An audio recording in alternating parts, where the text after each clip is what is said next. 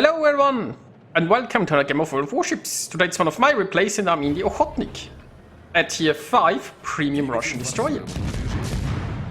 I'm on the map straight. It's a standard battle with a carrier and a sub, so yay. Anyway. I've found an enemy destroyer that is nicely enough just sailing in a straight line broadside, just pushing into us. I have a feeling that might not be the most useful tactic, but he's using his smoke screen now. Unfortunately, I'm still being detected by that cruiser, although I'm not sure if it's worth using my own smoke screen. The enemy is shooting me, but so far I haven't been doing that much. Now, maybe I should damage con that damage Strada though. So the Mestrale has tried to torpedo me. The torps are so slow though that they are easily dodged. Also, it looks like the enemy destroyer is still pushing in for whatever reason. Now our Icarus has decided to gunboat the King in open waters and took a big hit for it. So maybe not the best decision there has ever been. Meanwhile, the Mestrale is visible again. It did not use its smoke screen to disengage. I mean, we had fairly low tiers here, so there are probably a lot of inexperienced players around. And now that Mestrale is gone. By the way, small note, you might have wondered why there wasn't a video last Friday. It's because I was busy real life. I was visiting the wedding of a friend. So yeah, now we are back to my regular schedule. So I tried to smoke here and thought I could shoot this King a bit, but there are obviously two issues. One, I was the one spotting it. And the other, it's decided to turn around and run, which means this isn't gonna really work. So I've armor piercing loaded. But, you know, at this range, with it sailing away, that's not gonna do much. So this was an utter waste of a smoke screen. Anyway, I'm still trying to get a few hits in there, but yeah, it's not gonna do much. Going back to high explosive, but still it's almost out of my range anyway. And I'm not sure if I should be in a long range sniping duel with a cruiser. Meanwhile, our team is actually pushing the enemy's cap pretty hard. We have a lot of forces over there and going this way. The Dunkirk here is sort of retreating, that King is retreating. There's a Nuremberg that's also probably moving back to their home base. We barely have any ships around here, right? There's the Bayern still somewhere in the rear and the Icarus is around. But all of our bigger ships, or most of our bigger ships, are going to push the enemy camp. Now at this point I can slightly speed this up, mostly because, you know, there really isn't anything for me to do. So I have armor piercing preloaded, and I'm keeping an eye on the Dunkirk, because if the Dunkirk kind of pushes in, I wanna YOLO or brush it. And if I get good hits at that cruiser, right, that cruiser is going to sail broadside, you know, mostly I'm just waiting for my smoke to be ready. Because I'm very close to it. I can do a lot of damage with armor piercing, sure. But it can do a lot of damage to me back with its high explosive. So this isn't necessarily an open water gun fight I want, so now my smoke is almost ready. And this is where the King takes a major hit from probably the Bayer, which kind of changes my plans. Right, because now it's on very low health. So if I smoke up now, it's probably a wasted smoke. I'll get like two shots out of it. So here we go. King is broadside. I'm getting a citadel, only one unfortunately, but maybe I can get some more. Or maybe I can get only overpens.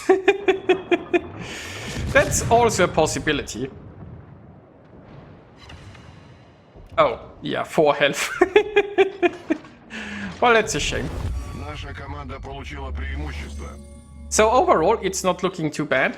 The enemy carrier has been destroyed, which is a definite plus, seeing that it can spot me like this. And now the Dunkirk is coming in, although I'm afraid it's gonna go more north.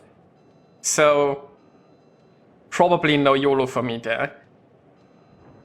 Like, I need the Dunkirk to be sailing somewhat my way if I wanna get my troops off. Otherwise, you know, it's just gonna outrun those troops very easily. Meanwhile, it's, I mean, the Bayern is still somewhere very far in the rear. Otherwise, the enemy is mostly inside the cap with basically all of the ships, and we have them kinda surrounded, I guess. Although it's not like we are really getting crossfires with the islands and so on. Well, it's time to smoke up and just shoot the Dunkirk the old-fashioned way. We've just lost our battleship here. The Dunkirk is on fire. Unfortunately not from me. Maybe I can get some more. Our cruiser here is going down. If this Dunkirk survives, that would be problematic. If it can just heal up again. And I mean, it's probably shooting the Pepsi. And that isn't a very healthy Pepsi either.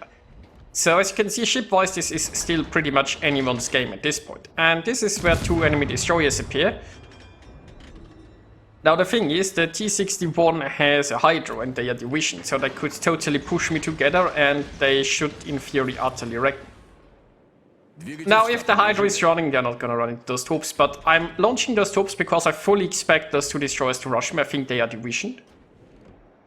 Seem to be the same clan. And interesting enough, the Fubuki is staying in the back and not really helping its clanmate.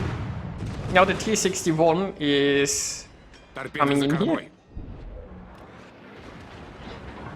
Now T-61 is a fearsome opponent, but it's smoking up there. It's not really, I mean, it's Hydro might be cooler, but it's not really using the Hydro as I would have expected.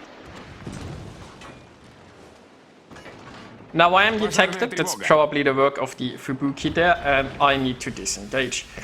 See, once again, if they had, no, the T-61 was torped. Yeah, it probably didn't have a Hydro. Now this whole situation could have escalated quite a bit. T-61 and the Fubuki, if properly working together, and if, well, I assume Hydro wasn't cooldown, right, but with the Hydro they could have utterly taken me down here. But I guess they didn't, which is good for me. Now, meanwhile, there is now a Tiger coming this way, and this time I might be able to do some YOLO rushing there. Now, my smoke isn't ready yet. The idea of the smoke is sort of, right, that you get close, then smoke up, and then launch your torps, because your torps need a way to travel. And that Tiger could take me out with one salvo at this point, but it, first of all, it's just shot, and second of all, its guns aren't pointing my way, so there is some time needed for the Tiger to turn its guns. Also, in order to try to get away from me, it's turning in the direction that is counter gun turning. So basically, right, it's not gonna be able to out-traverse its own turning and point its guns at me. And I have a lot of fish. So yeah, as you can see, the guns are now nearly turned my way. And there are just way too many torpedoes to dodge. So that's nice. Meanwhile, the enemy is down to 3 ships, we are down to 4. It's still anyone's game, we still have a carrier. Although low tier carriers don't have exactly the might of the higher tier ones. But still, having a carrier could be very handy against that Fubuki, for example. On the other hand, the enemy team still has a submarine, and there is absolutely nothing I can do against the submarine, and if that submarine is good, it could absolutely wreak havoc amongst us. Meanwhile, I'm careful now that I'm not getting too close to the Ducras. I don't have a smoke ready anymore, and oh, the submarine is detecting me. See if this submarine keeps me spotted for the cruiser, I'm basically done for. This one salvo took a lot of my remaining hit points, and fortunately he missed with the second one, and I have the very balanced Russian captain that's now healing my ship. So I have torps going towards the sub. The only chance of those torps hitting is obviously if the sub is not diving, but hey. The thing is, my torps reload so quickly that even if I need them against the thrust, I will be ready again in a moment. Now there are two ways to deal with these cruisers. One is AP citadels and the other is just torps. The problem with AP citadels is that would mean it can probably shoot back, and I'm not gonna survive that. The grass currently has no hydro, so that's good news. We just saw a submarine ping, absolutely nothing I can do about that, other than hope that the sub isn't surfacing. And now here come the torps. Now there are two ways for the cruiser to try to deal with this. One is to go with full speed and try to be fast enough to dodge the torps. The other one is to make a turn here and come over nose in. The other thing is it's going for the speed option, which would work fine if I wouldn't have so many torps. I mean, it outran the first launch, but most certainly not the other ones. That's the advantage of having that many torps, right? You can't just cover your bases. Now this leaves us at 3 versus 2, because the enemy sub just took care of our Bayern. Once again.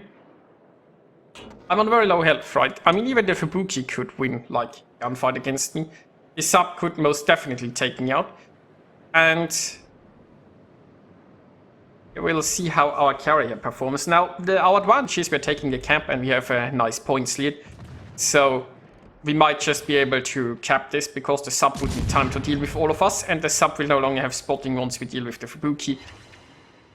So I got a very nice salvo off while still remaining undetected. Even got a cheeky fire that was damage count, obviously. But there it is again, and now the Fubuki is gonna get about 1 salvo. Oh. Okay, maybe the Fubuki is not gonna get the salvo off. Yeah, okay, I think that seals the deal. Well, there is only the submarine left. Now I can do nothing about it, but we can just camp.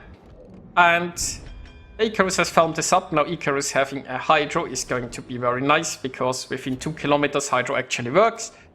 And the sub is out of diving capacity anyway.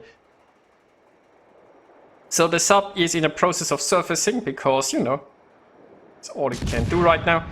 The Icarus is gonna drop depth charges, and once it surfaces I'm gonna land my guns. And this is basically over.